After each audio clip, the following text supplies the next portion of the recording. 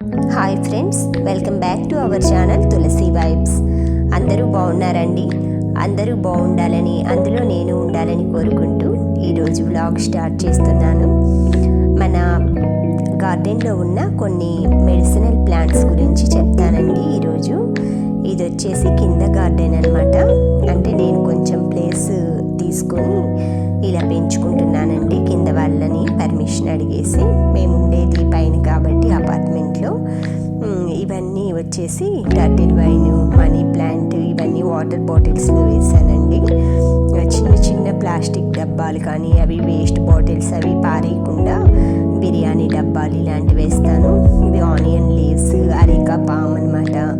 Crotons ఎక్కువ ఇంట్రెస్ట్గా పెంచుతానండి, ఎందుకంటే గ్రీనరీ ఉండాలి, బట్ ఎప్పుడు కూడా పచ్చగా ఉండాలి అన్న ఉద్దేశంతో. ఇవి వచ్చేసి తమలపాకు చెట్టు అండి.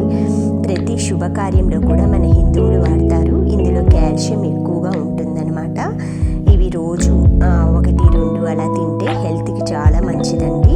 అంతేకాకుండా దీంట్లో మనకి పాన్ అంటే తమలపాకులు వేసుకుంటాం కదా, అలా కూడా వాడతారు. ఇది వచ్చి వాము చెట్టు అండి. డైజెషన్కి చాలా మంచిది. చిన్నపిల్లలకి డైలీ కషాయం లాగా ఇస్తే మంచిదండి. మనం కూడా వీక్లీ 2-3 టైమ్స్ తీసుకుంటే చాలా బెనిఫిట్స్ ఉంటాయన్నమాట. వాము చెట్టులో ఎన్నో ఖనిజాలు ఉంటాయండి. మనకి తెలియకుండానే మన గార్డెన్లో చాలా మెడిసినల్ ప్లాంట్స్ ఉంటాయి. ఇది వచ్చి మునగండి. కింద గార్డెన్ నుంచి మనకి పైకి అందుతుంది అనమాట. ఇది మందారం చెట్టు. దీన్ని మనం హెయిర్ ప్యాక్లో కానీ, లేదా కుంకుడికాయలతో కలిపి స్నానం చేయడానికి, పువ్వులు ఫ్లవర్స్ వస్తాయి.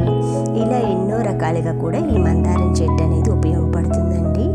ఒక్క మొక్కుంటే చాలా పువ్వులు పూస్తాయి అన్నమాట. మనకి ఇంట్లో దేవుడికి కావాల్సినవి కానీ, మనకి హెయిర్ ప్యాక్లకి అలాగా.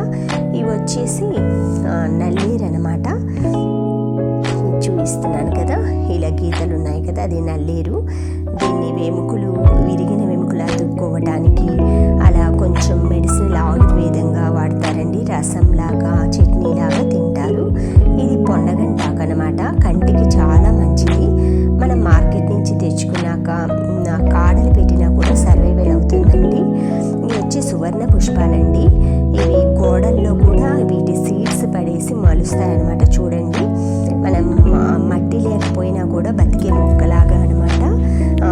మామూలు సిమెంట్ వాటి మీద కూడా మధ్యలో హోల్స్లో పడేసి వస్తాయి. ఇవి కూడా ఎప్పుడూ పూస్తాయండి. ఇది వచ్చి రెక్క మందారం అనమాట. ట్రిమ్మింగ్ చేసేసాను చాలా, అంటే మళ్ళీ వస్తాయండి. ఇవి మల్లి చెట్లు, గుండు మల్లి ఉంది, ఇది ఉంది. కింద సెంటు జాజి అవన్నీ వేసానండి కింద గార్డెన్లో.